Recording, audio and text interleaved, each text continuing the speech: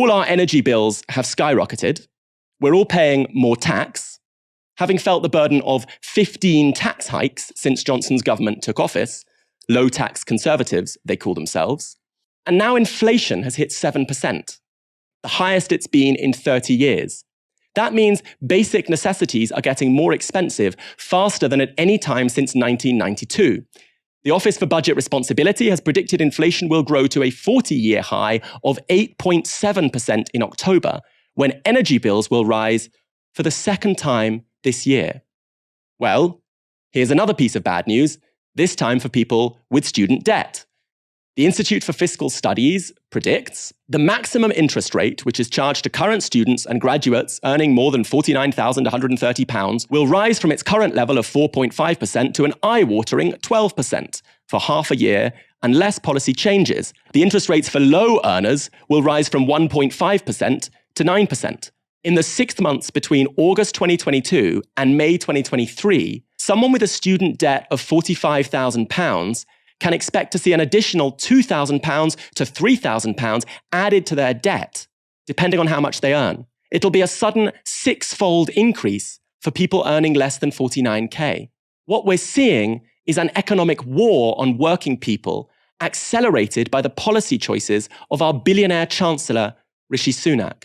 And given the revelations about the outrageous ways that Rishi Sunak and his vastly wealthy wife have successfully and legally avoided tax for at least 7 years, even the Labour Party have been calling for more transparency about MPs' tax affairs.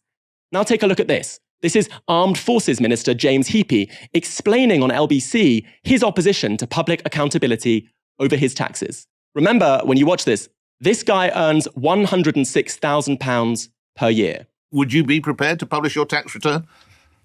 Look, I mean, I've got to be honest, Nick, my finances are pretty uncomplicated. And like lots of people, by about the 20th of the month, I'm pretty worried about my overdraft rather than sort of right. any amazing tax bill. This minister claimed £24,700 in accommodation expenses and £3,900 for travel in 2021 alone. He then voted to take 20 quid every week from struggling families on universal credit. But for his family, he thinks £106,000 a year is meagre money, which leaves him worrying about his overdraft after earning £5,700 every month.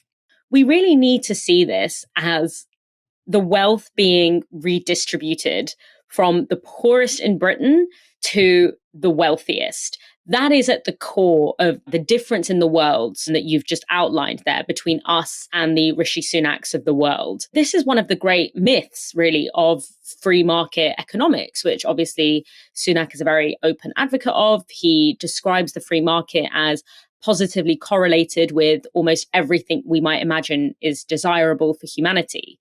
And those are his words, obviously not mine. That myth is basically, and that this is the myth that this entire crisis is being painted in, which is that there is this invisible hand of the market, which sort of ebbs and flows according to its own internal laws, and that functions best and most fairly when it is left untouched by the state, where the market is like free from state intervention. The free market is often thought to mean absence of state intervention, basically.